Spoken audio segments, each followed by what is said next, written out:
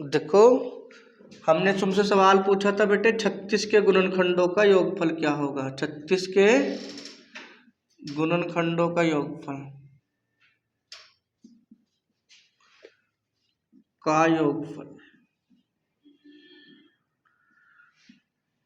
क्या होगा।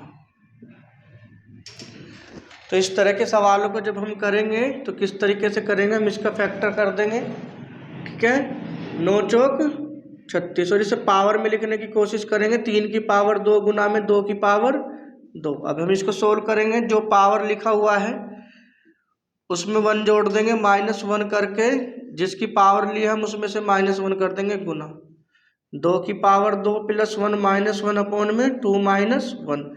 ये कितना हो गया, 3 की पावर 9 27 -1 26/2 गुना में 2 की पावर 3 कितना हो गया 8 -1 7 अपॉन में 1। इसे काट दोगे कितना 13 से, 13 सत्ते 91। तो इसके गुणनखंडों का 36 के गुणनखंडों का योगफल कितना होगा बेटे 91 होगा। कोई दिक्कत परेशानी बोलो नो।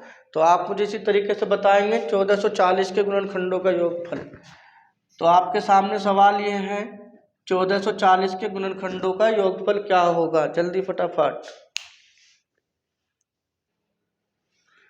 देखो, तुम्हारे सामने सवाल इस तरीके से होगा कि 1440 के गुणनखंडों का योगफल क्या होगा। ठीक है, तो हम इसे कैसे लिख देंगे 144 को कैसे लिख देंगे 12 गुना 12 और गुना में 10। ठीक है, ये कितना हो जाएगा 2 गुना में 2 गुना में 2 गुना में 3। ऐसे इसको लिख देंगे 2 गुना में 2 गुना में 3 और इसे लिख देंगे 5 गुना में 2। तो समझना है 2 कितनी बार आ गया बेटे 4 बार 5 बार, और 3 कितनी बार आया है 2 बार, और 5 कितनी बार आया 1 बार। तो क्या करेंगे हम 2 की पावर 5 में 1 जोड़ देंगे। ठीक है, 2 -1 कर देंगे, बीच में गुना का साइन है तो गुना लगा देंगे।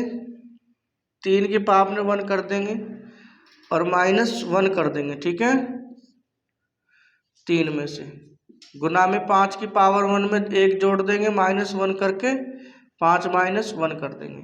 अब देखो जब हम इसको करेंगे तो कितना हो जाएगा 2 की पावर 6, और 2 की पावर 6 कितना होता है बेटे 64 होता है कि नहीं होता। और 64 -1 63 अपॉन में 1।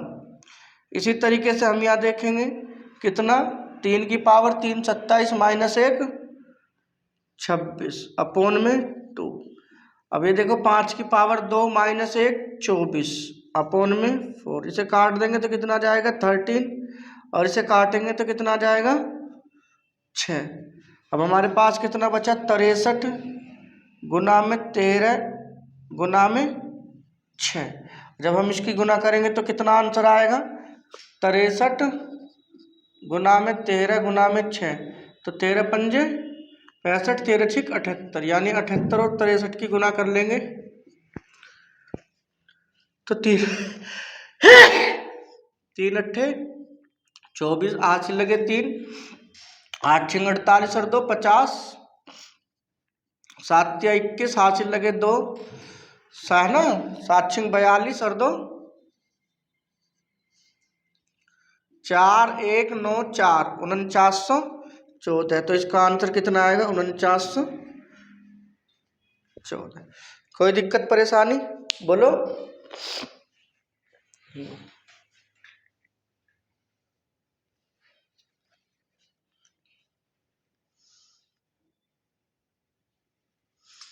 देखो, आपके सामने सवाल इस तरीके से होगा बच्चों कि फैक्टोरियल 50 यदि 3 की पावर n से डिवाइड है तो n का मान क्या होगा। तो ये बात याद रखना कि अगर ये इससे डिवाइड है तो फैक्टोरियल का मतलब क्या होता है।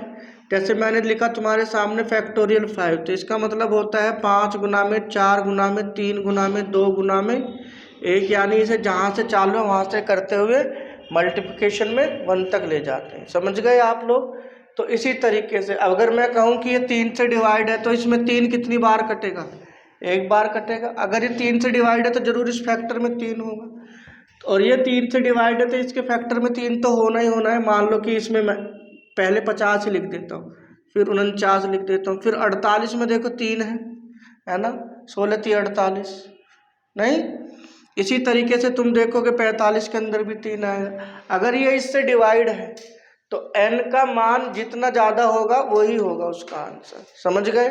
तो इसे करने के लिए हम क्या करेंगे कि इसमें 3 कितनी बार आया हुआ है ये चेक करेंगे। तो इसमें जब 3 चेक करेंगे कितनी बार आया हुआ है, तो हम इसको डिवाइड कर देंगे किससे, 5 से, सॉरी 3 से डिवाइड लगा देंगे। 3 से डिवाइड लगाओगे इसे तो 3 एकम 3 3 छंग 18, सॉरी देखो फैक्टोरियल का मतलब हो गया ये, समझ गए। अब हमें ये पता लगाना है इसमें 3 कितनी बार आया, यानी इसके जो गुणनखंड हम 50 से लेके 1 तक करेंगे उसमें देखेंगे कि 3 कितनी बार आया हुआ है। तो देखो हम चेक कर लेते हैं 50 से लेके 49 48 एंड टू 100 ऑन करके गुना में 2 गुना में 1 में, ये किससे डिवाइड है, 3 की पावर n से डिवाइड है। तो इसमें देखेंगे हम 3 कितनी बार आया हुआ, अगर 3 एक बार आया हुआ है तो इससे कट जाएगा, लेकिन ये n का मान पूछ रहा है, यानी जितने ज़्यादा से ज़्यादा बार n आया हो इसमें। तो ज़्यादा से ज़्यादा के लिए क्या करेंगे हम, इसमें n की संख्या निकाल लेंगे, 3 की संख्या। तो ठीक है 3 की संख्या 3 एकम 3 बचे 2 3 छंग 18 है ना, जो शेष बचा उसे अलग छोड़ देंगे, 3 पंजे 15, ठीक है। अभी 3 एकम 3 एक बार चल गया, अब इसे छोड़ देंगे बाकी सबको जोड़ देंगे, इसे छोड़ देंगे बाकी सबको जोड़ देंगे। तो इन्हें जोड़ेंगे तो हम देखेंगे क्या कितना आएगा, 16 और 5 21 और 1 22। तो इसके अंदर कितने n आए हुए होंगे, 22। यानी अगर इसके अंदर यहाँ से लेके यहाँ तक n 22 आए हुए हैं तो 3 भी कितनी बार होगा, जब ये इससे पूरी तरह विभाज्य है तो 22 बार होगा, यानी कि 3 की पावर कितना हो जाएगा ये 22 बार, यानी कि n बराबर कितना हो जाएगा 22। n बराबर कितना हो जाएगा बेटे 22 आंसर हो जाएगा। कोई दिक्कत परेशानी, ये सवाल बहुत आसान है, आप जरूर करें इसे। फैक्टोरियल 50 अपॉन में 3 की पावर n में n का मान क्या होगा। तो फैक्टोरियल 5 मतलब मैं समझा देता हूँ तुम्हें एक बार, ये फैक्टोरियल 5 है तो इसको हम कैसे करेंगे, 5 गुना में 4 गुना में 3 गुना में 2 गुना में 1 अपॉन में 3 से अगर हम डिवाइड करके देखते तो इसके अंदर 3 कितनी बार आया, एक बार। अगर मैं कहूँ यहाँ 3 की पावर n से डिवाइड है तो n का वैल्यू कितनी होगी 1, लेकिन हमें देखना 50 में, तो 50 को हम ऐसे लिख सकते हैं, ये गुणनखंड के फैक्टर के रूप में लिखा चुका है। अब देखो अब हम इसे 3 से डिवाइड लगा देंगे, 3 से डिवाइड लगा के चेक करेंगे कि इस पूरे के अंदर 3 कितनी बार आया हुआ, 22 बार आया, यानी कि 1 3 यहाँ कटा, 1 3 यहाँ कटा, 1 3 ये कट जाएगा, जैसे मैं यहाँ पे लिख दूँ 3, तो 22 बार 3 कटेगा, तो यानी मैक्सिमम वैल्यू कितनी होगी यानी कि 22 होगी। अगर कोई दिक्कत हो जरूर बताएं कमेंट बॉक्स में, समझ में कहीं से नहीं आया है, ठीक है। तो चलते हैं आगे। तो अगला सवाल तुम्हारे सामने इस तरीके से होगा, यदि 100 फैक्टोरियल 100 7 की पावर n से विभाज्य है तो n का अधिकतम मान क्या होगा।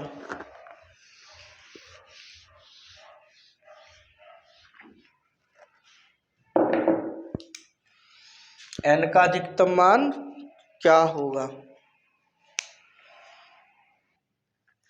देखो 100 की पावर n यदि 7 की सॉरी फैक्टोरियल 100 यदि 7 की पावर n से विभाजित है तो n का मान ज्ञात कीजिए। तो इसमें हम देखेंगे कि 100 में 7 कितनी बार आया हुआ है, तो चेक करेंगे 7 एकम 7 कितना बच्चा 3 7 चौक 28 7 दूनी 14, ठीक है। कोई शेष बचा, अब ये चलता है 7 से, नहीं चलता तो छोड़ देंगे, इसको छोड़ देंगे बाकी सबको जोड़ देंगे तो कितना आ जाएगा 16।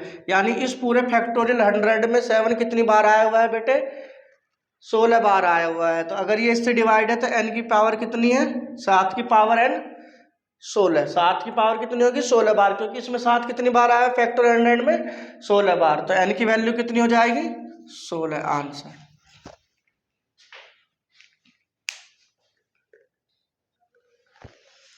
देखो आपके सामने सवाल इस तरीके से होगा, फैक्टोरियल 100 अपॉन में 7 की पावर n में n का मान क्या होगा यदि ये इससे विभाज्य है। तो इस तरह के सवालों में हम देख लेंगे कि इसमें फैक्टोरियल 100 में 100 कितनी बार आया हुआ है, n कितनी बार 7 कितनी बार आया हुआ है, तो 7 दूनी 14, सॉरी 7 एकम 7, कितना बचा 3, 7 चौक 28, 7 दूनी 14। तो इन दोनों को जोड़ देंगे तो कितना जाएगा 16। तो इसमें n 7 कितनी बार आया है 16 बार, तो यानी n की वैल्यू कितनी हो जाएगी 16, यानी कि आंसर आपका कितना हो गया 16।